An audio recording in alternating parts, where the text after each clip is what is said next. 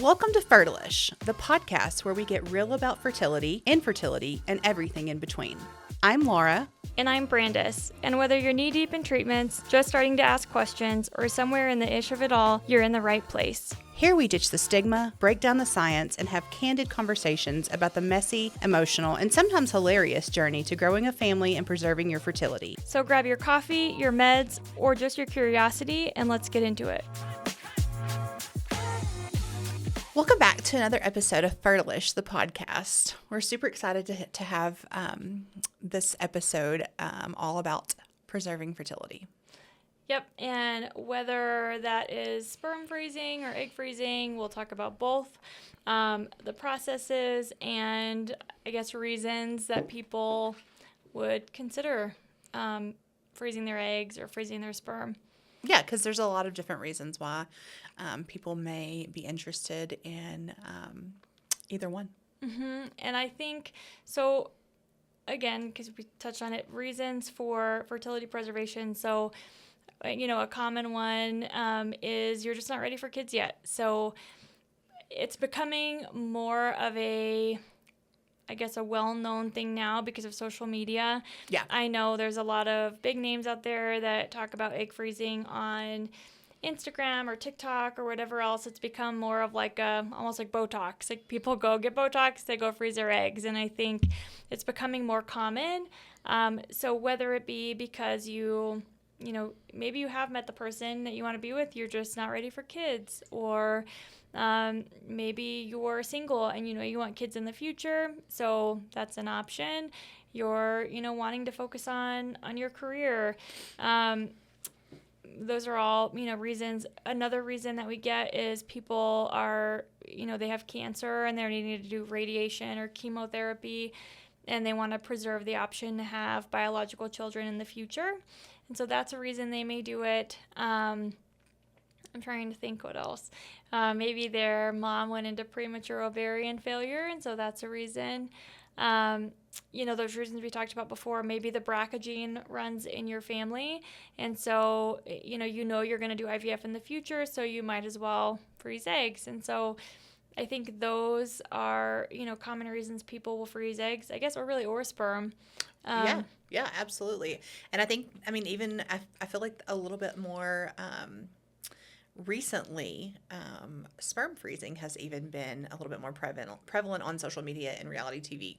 Everybody that knows me knows that I love all things Bravo. And on Southern Charm recently, Craig Conover, he visited a fertility clinic and froze his sperm. And so, which obviously everybody that keeps up with that, he and Paige broke up. But that was prior to them breaking up. She wasn't ready to have children. He was feeling like, okay, I'm in my later 30s now. I just want this option, going to freeze, what I have in time now, just in case anything were to happen in the future. Mm-hmm. And so it definitely, I feel like is getting talked about a little bit more. Obviously, male reproductive health, I feel like it is not nearly as talked about as female reproductive health. And there's a lot of stigma attached, and, everybody wants to be hush-hush about it.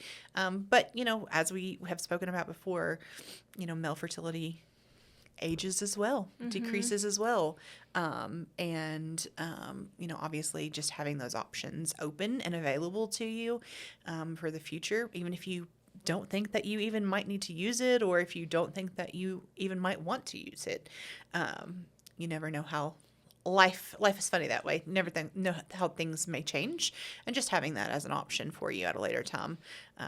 It's not an expensive thing to do. So especially sperm freezing, like it's just, it's not expensive at all. I think people are shocked when they're like, it costs how much a month to freeze it? It's crazy. Yeah, actually I have to pay my bill here in April to keep my eggs frozen, and I'll talk about that in a little bit. But so we did touch on that in the last episode, that sperm quality can decline as you age too, and I think that is becoming more prevalent of a known kind of thing, and so people are freezing sperm. And I think another option that people don't know a lot about is embryo freezing. Yeah. So, if you're a couple and you've decided that you want to have children, but you're not ready, but you know you want them in the future, or maybe you don't. But a good option is to make embryos. So you can basically, we retrieve eggs, we get sperm, we use that sperm to fertilize the eggs and make embryos. And then really from that, usually if they're freezing embryos, I recommend growing all them out to day 5. You have the option of testing, which genetic testing of embryos for family planning I like, because we can tell, what you have, if they're normal or not normal. And granted, that testing is not 100%, but it's helpful the more knowledge we have. And so you can kind of bank your family in a way, which not a guarantee, but it's nice to have the opportunity to do that. I think a key thing, though, is if there's a separation. Yeah. If somebody pulls the plug and says, I take back my consent, even if they sign a consent, then those embryos are gone. Right. And if you, got those eggs when you were 35 and now you're 45, they're yours forever. Then now you're out. So, well, and sorry, I apologize. I thought you were saying if you got the eggs, like so if you're freezing just eggs, yes, yeah, then they are yours forever. Yeah, you don't have to. There's no litigation. Yeah, no.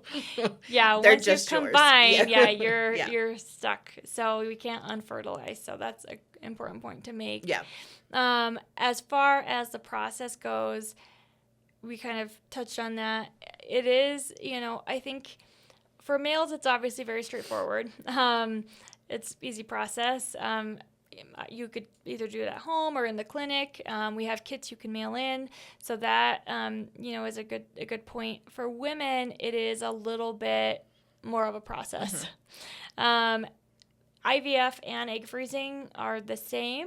The process is the same until those eggs get to the lab. So if you're egg freezing, the eggs get frozen. If you're doing IVF to conceive, obviously those eggs get fertilized. But I actually, kind of a funny story. My cousin was going to freeze her eggs, and I didn't work in the fertility yet. And this was like years ago. And her and I were like reading up on the process, and it was like, ooh, this kind of seems daunting because, again, you read stories online and people are like, I took these hormones for, however many days, and they have horror stories. Yeah. And then, they had this egg retrieval and it's this big surgery, and it was like, ooh, I don't know. And then I worked in it, and it's like, I guide patients through it every day and do egg retrievals, and it's like, oh, that's it. Right. Like, it's actually not so daunting, I think, and that's important. I think, did you feel like your experience when you did it, I don't know, did you look stuff up before you did this? Of course. Yeah. I'm a human. Yeah. Would you feel like it was, I don't know, do you feel like you read scary stories a lot, or? Absolutely. And I think that sometimes we're our own worst enemies. Like, we, head down one rabbit hole and we're like, ooh. And then we know it's not going to lead to anywhere good. But I think that, yeah. And then of course the media and just how things are portrayed on TV or in movies, are made for TV means it's dramatized for TV. And some people like to tell stories that way too, for dramatic effect. I definitely feel like that it wasn't nearly. I think that I had more expectations around medication and how they were going to affect me, more so than the procedure, just because of I had worked in healthcare for a long time, and so I kind of I think I had more misconceptions about how the medications were going to affect me, and then once I started taking them, and did I experience maybe some hot flashes at nighttime or something like that? Yeah. And, I got a little neck fan and looked ridiculous but it worked. Taking certain medications or whatever, or, maybe I was a little snappy but that's nothing new. That could happen in a regular period or, whatever. So, I mean, yeah, but it was nothing I didn't, my head didn't spin around three times and start, vomiting green bile or anything. It was not anything crazy. So I think that sometimes there's a lot of, it's just built up to be something that it's not. And then once you experience, you're like, oh, okay. I mean, the first night of giving yourself injections, of course, I think that everybody is probably nervous. You know, Mm-hmm. the first night that my daughter, well, not my daughter, my husband, was gonna, like help give me an injection. He had to watch the video like 5 times. He doesn't work in healthcare. He works in higher ed. And so he was like, and his hand was shaking. I was like, you know what? No, that's okay. I got this. Thank you. Thank you for help. You can watch. But yeah, then after that, you're like, okay, here you inject, mix this Minipure up and draw it up, and okay, Mm-hmm. no big deal. So yeah, I think that it does get just dramatized a little bit more, and then once you experience, you're like, oh, I got this, like, and you're Mm-hmm. always stronger than you think you are. Oh, 100%. And so process-wise, I think for you to understand the egg freezing process, you kind of have to have a little background on how the process works. But I always use Natalie Crawford's analogy about this because I like it. But it's kind of like imagine you have a vault of eggs, and every month that vault releases eggs into both ovaries. And so every egg is in a follicle. So not every follicle will have an egg, but every egg is in a follicle. And each month, the one egg will grow and become dominant and ovulate, and the rest of those eggs will die off. And so the more eggs you have in your vault, the more eggs will be released every month, and then the less eggs you have every month, the less eggs will be released every month. And so the goal of IVF is to get as many eggs as we can from that cycle. So instead of one ovulating, the goal is to get all of the eggs that were released that month. So important to note, we are limited to the amount of eggs that vault puts out, which is actually what your AMH measures in a way. We have no way of actually getting into your vault of eggs. So we're not taking from eggs that you may need in the future. Right. We're not putting you into menopause sooner, because we're only taking from the eggs you would have otherwise already lost that month. And Yeah, I think that's really important to mm-hmm. notice, like, because you're freezing your eggs, that is not going to increase your chances of needing ART in the future, assisted reproductive therapy. Yeah. Like, I think that, yeah, that's important. Like, you're no more likely to need IVF if you freeze your eggs than you are if you didn't freeze your eggs. Like, Yeah. that's not it's not hurting your chances of not having to use ART. Yeah, no, 100%. And that's a common question. And, as far as fertility goes, you can still try unassisted at home when you're ready to have kids. You don't have to jump to using your Right. eggs. It's like a insurance policy per se, Yeah. or like it's a backup. Yeah, it's a backup if you need it. I know people that have conceived unassisted, and then for their second child, they needed to use their eggs. And so, it's nice to have that there as an opportunity to, like I said, if you need them. So really how we kind of, I guess, rig the cycle is obviously everything's based off of your cycle. So we usually have you call us on cycle day 1, which is that first day of full menstrual flow before 12 p.m. Some people don't get periods, so usually we'll just have you come in for a baseline, like if you have PCOS, and we'll kind of see where you're at with ultrasound and blood work and go from there. But if everything is what we consider to be at a baseline level, we will give you about 9 to 12 days worth of injections. And then every few days, you're monitored with ultrasound and blood work to make sure that you are responding to that medication appropriately. Any doses that need to be changed can. And remember, these are just normal, or I guess these are just versions of hormones you already have in your body. So I think that's important to know. Needles are small for this part. They're like insulin needles. Yes, super tiny, yeah. And they're usually not in your muscle. They're usually just in kind of your arm or your stomach. But yeah, so we follow you for that 9 to 12 days. Once your follicles are a mature size on ultrasound, we give you a trigger shot, which matures the eggs, and then about 35 to 36 hours later, you'll come back into the clinic, and we do an egg retrieval. And an egg retrieval is done with transvaginal ultrasound and a needle, so there's no incisions. It's a same-day procedure. You're asleep. You don't feel anything. It's just IV sedation. Basically, we poke the follicles and suck the fluid out, and it goes to the lab. The lab will then count the eggs. That day, you'll get a final count. Any mature eggs retrieved that day will be frozen, and then if we retrieved any that were immature, we'll keep them in culture overnight and mature them. If they mature, they'll be frozen. If not, they will get discarded because we can't fertilize immature eggs. And then you get a total count. And some people do multiple rounds. Some people do, it only takes one. So it just kind of depends on your goals. I think a common question that we get, or I've heard quite a lot, is when they are seeking, when patients are seeking egg freezing, do they need to come off of their birth control? Could you tell us about that? Yeah, so usually, so if you're on like a birth control pill, we do have you come off, right? Because we're manipulating those hormones. If you have an IUD, and this is the cool part, whether it's a copper IUD, so a Paragard with no hormones, or if it's a hormonal IUD, so Mirena, Skyla, any of those, you can actually keep your IUD in. You can go through the stimulation and an egg retrieval and never have to take it out, and it won't affect the outcome. So that is actually really cool.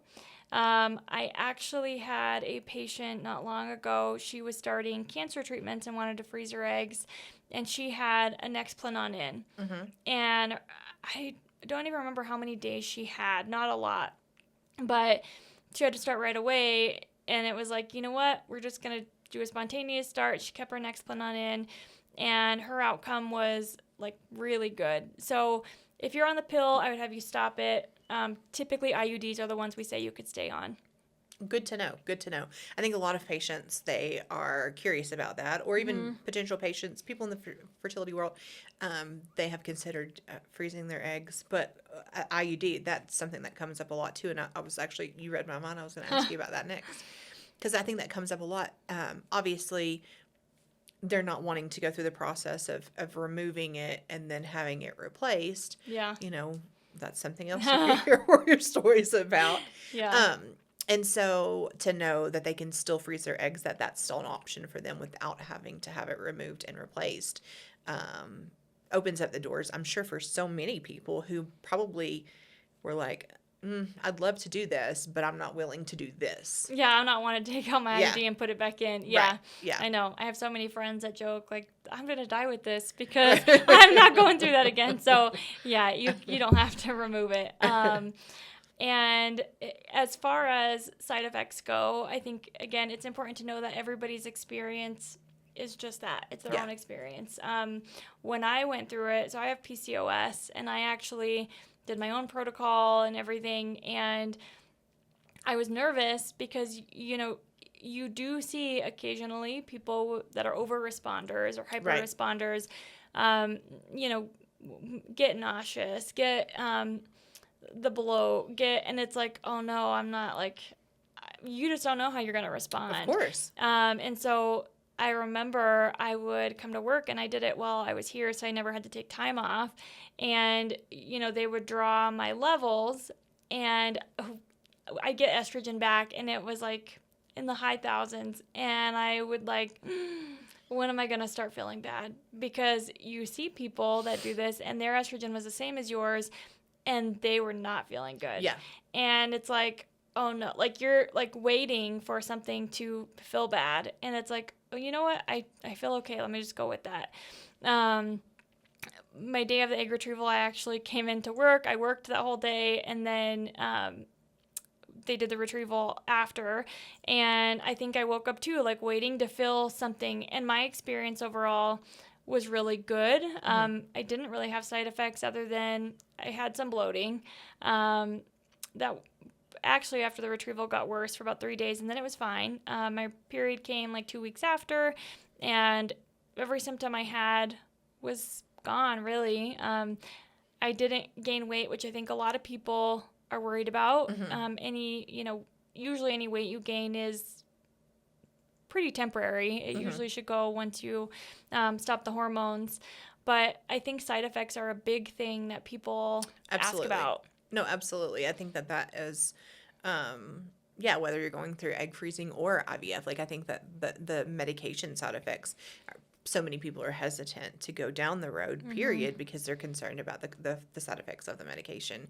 And sometimes that's when we get patients who are curious about doing natural, cycles of egg retrievals, because they're so concerned about the side effects from the medication, whatever those side effects that they have concerns about may be. And so sometimes once they realize, like, it's not like it's not what they thought that they were going to be, they're like, oh, okay, well, Yeah.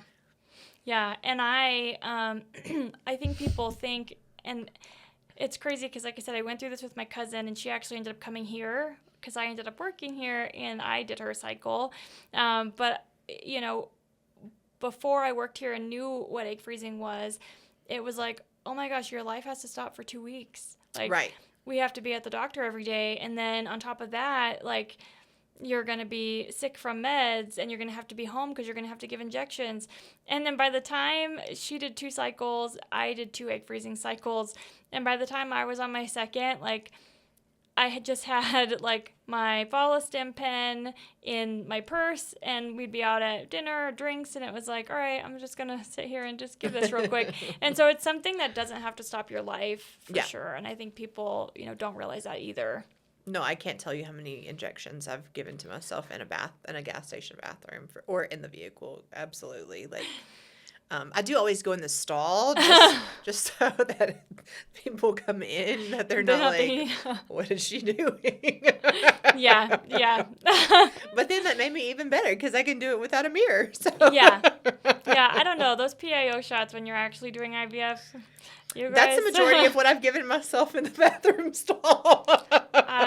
You guys, the ones that say, oh yeah, my husband's not medical and he gave me these. I'm like, I don't know if I would trust myself to give myself an injection that I couldn't see, let alone like some nervous guy that's like, oh, I can't, like,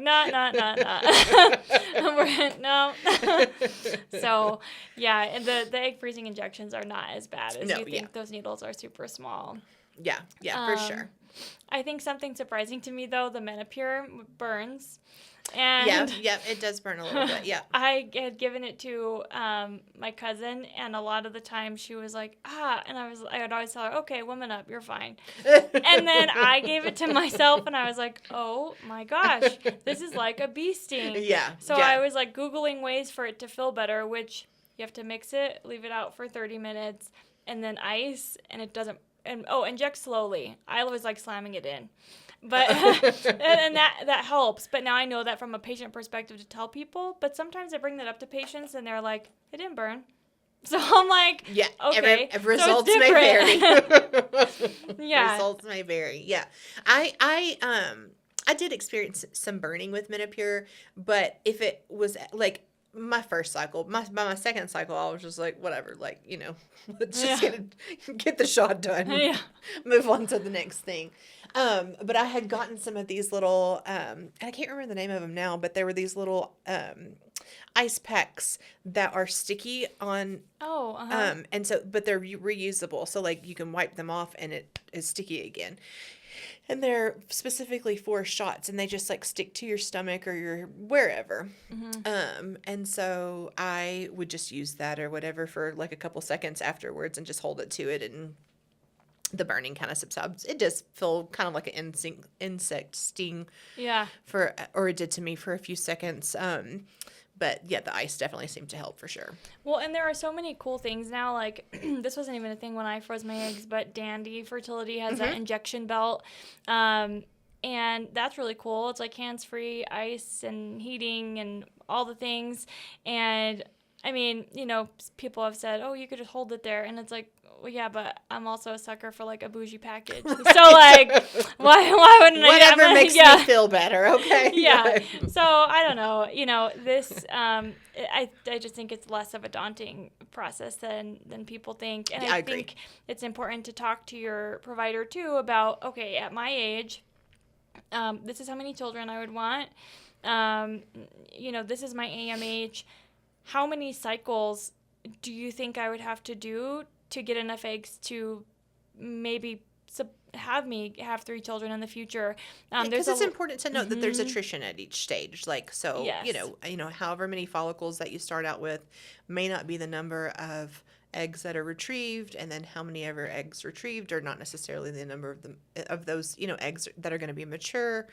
And then how many are frozen are not necessarily going to be the amount of eggs that you have survived the thaw and be, go on to become fertilized one day. So, the noting that there's attrition at each tray, you may want to make sure that, like you said, depending on what your family planning goals may be in the future, that you're preserving enough to be able to achieve those goals. Yeah, and that's a good point, because freezing 15 eggs doesn't mean you're going to have 15 embryos to make 15 children. Right. So important to talk to your provider and, say, how many, and if you carry the BRCA gene, you're going to have to probably freeze double of what somebody without it wouldn't, because you don't know how many eggs. You can't test eggs for the BRCA gene. Right. Until they're embryos. And so, that is so individualized. There's egg freezing calculators online. MD Calc is one that I refer a lot of patients to. But, it's going to vary based on your AMH, your age, your circumstance. So, know that you may have to do multiple cycles, and make sure you have that candid conversation with your provider for sure. Yeah, absolutely. And I mean, if you are, a female who is preserving fertility to use with a future male partner, you have no idea what type of infertility issues he may experience in the future. And so, noting any potential variances like that. So, yeah, I mean, there's always... Exactly. Like it's individual circumstances are going to vary greatly, and calculators are great for helping to be able to make decisions, but it's always a guess because we, obviously, unfortunately, we can never tell what's going to happen in the future. You could freeze all the eggs and it never work. You never know. Yeah. The other thing too, like you said, not every follicle will have an egg. I've had people, it's also based off estrogen levels, but I have had people where they have 13 follicles and we get 11 eggs, which is good. And then, they have, usually I recommend you have a follow-up talk in between cycles so we can review how it went and if any changes could be made. And sometimes I get the question of, do you think I have empty follicle syndrome? Because they've looked it up on Google, and it's like, no, you didn't. You just didn't have 2 more. Like, right. Or why didn't you retrieve all of my eggs? Well, why isn't there 13 if I had 13 follicle? Yeah. And I think that's such a misconception too about, like, just because every follicle doesn't mean you have an egg. Every egg isn't going to fertilize. Every fertilized egg isn't going to make it to an embryo. Every fertilized egg, so an embryo, isn't going to make it to blast. Yeah. Every blast isn't going to be genetically normal, and every genetically normal embryo is not going to result in a live birth. Yeah, I mean, implantation still needs to take place, even of a genetically normal embryo, and that doesn't always happen. And there's still a percentage of times that, depending on these, factors, and people can still, unfortunately, have pregnancy loss, or a failed transfer altogether with a genetically normal embryo. So I think that it's important to, there's so many variables that go into creating life.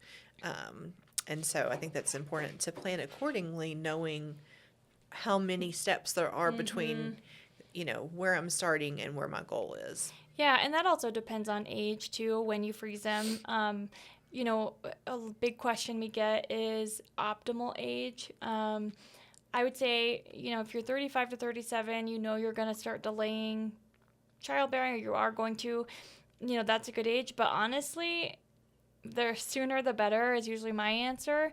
I froze them, I think I was 27 or 28 when I did it. And so, like, for me, the easier it's going to be. The younger you are, the easier. We do offer financing. It's a lot cheaper here, obviously, but financing is a big thing for people, because if you're in your 20s, you don't really have money usually.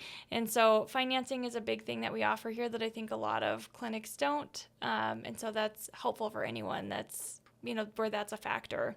I talk to tons of residents when I go to conferences for CNY. I talk to tons of residents who they even have, a lot of them will have coverage for preserving fertility. I don't know. But their out-of-pocket costs with their insurance is substantially more than our self-pay price. So they're choosing to come to us and do do the financing option. And, we have egg freezing for $2,999. With meds, it's $47.49. So, substantially less than the average cost, nationally. So, obviously as our mission, to make fertility services more accessible, more affordable, that's part of it is that financing. And so that's definitely something I'm glad you mentioned that to take advantage of. Yeah. But yeah, we have tons of residents who are just like, hey, I definitely want this as an option. I'm just not there yet. I'm not, and I'm not in a place with my career that I am able to have children or willing to have children or whatever the case may be, or haven't met my partner yet. But I know that I definitely want to preserve my fertility. So, it's a great option for a variety of different reasons. Well, and this isn't to say too that like if you're 40, you can't freeze eggs. You can. Absolutely. Again, it's just important to have that candid conversation with the provider of like, how many cycles, how many eggs do you think I should need? And so I think it's important to, have the knowledge with the specialist first, and then you decide if that investment or that return on the investment is worth it for you. And I think if you're educated and can make that choice, then yeah, it's worth trying. But I think it's definitely becoming more known now. I still think this should be a thing that, is offered at your primary care visit of, hey, you're 18 now, let's talk about egg freezing. Or if you would ever want to, just have your AMH checked. Absolutely. Absolutely. Yeah. I mean, because you don't know until if you're not doing these regular, reproductive checkups as well, you don't know until there is a problem. And like you said, it's a whole lot easier to prevent a problem than to fix a problem. Mm-hmm. Yeah, no, I agree. But yeah, I don't know. I think we hit on most of the main things about fertility preservation. Is there anything you could think of? For male fertility preservation, how many vials is on average recommended to preserve fertility, and does it differ based on that initial semen analysis? So vials is hard to kind of answer, and this may be so. Usually with one collection, we can get a couple of vials. And I would say usually they'll do a semen analysis before. If you do a semen analysis and the count is super low or something's off, to me that would warrant, let's recheck it in 3 months, right? Because it regenerates every 3 months. If it's still low, I would say, sure, you can freeze it, but I would say see a fertility urologist first, and to kind of see if that can be optimized, look at lifestyle. So marijuana, excessive alcohol, hot tub use, anything that can heat up the testes. There's even bike riding, or wearing tight underwear, pants.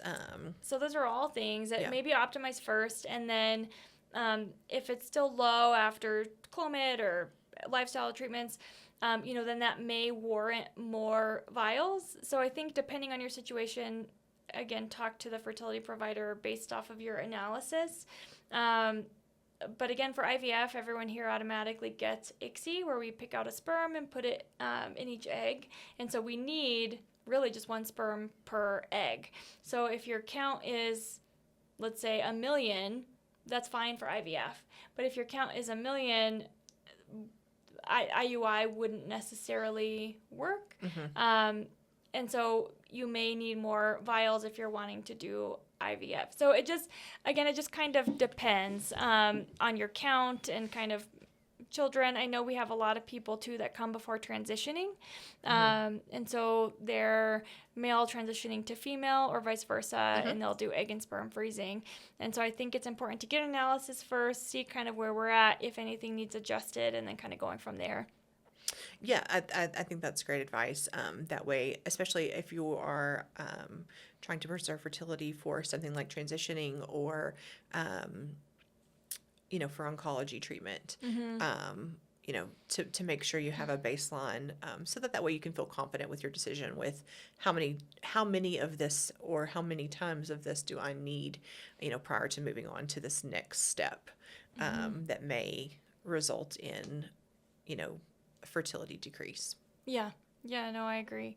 And it doesn't really, as far as females go, it doesn't change your cycle much. I mean, the period after is a little bit heavier, but really once you get that, the cycle kind of resets itself. So it's not something that's going to like affect you for months usually. Right, yeah, Those for sure. Hormones are out of your system pretty fast. I found that to be true myself. Yeah. Yeah. Well, all right. I think we've touched on a lot of things about fertility preservation. Anything else you can think of? No, I think that's it. But if you do have additional questions about fertility preservation, please definitely visit cnyfertility.com/fertilish. We have a form there that you can reach out to us, ask questions, make suggestions. If there's a topic that you want to hear on the show, we would love to hear about it.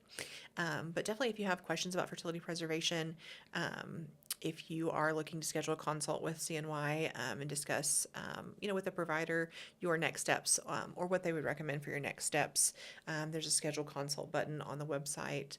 And then definitely we would love for you to subscribe and leave us a review for our podcast on Spotify, Apple, YouTube, and follow CNY, TikTok, Instagram, Facebook, all the things. All right, and we will see you guys next Tuesday.